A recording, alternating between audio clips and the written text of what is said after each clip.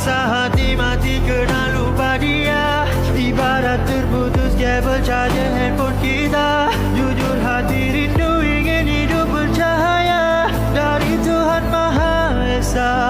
Kembali padanya, sujud doa meminta keampunan kasih sayang darinya.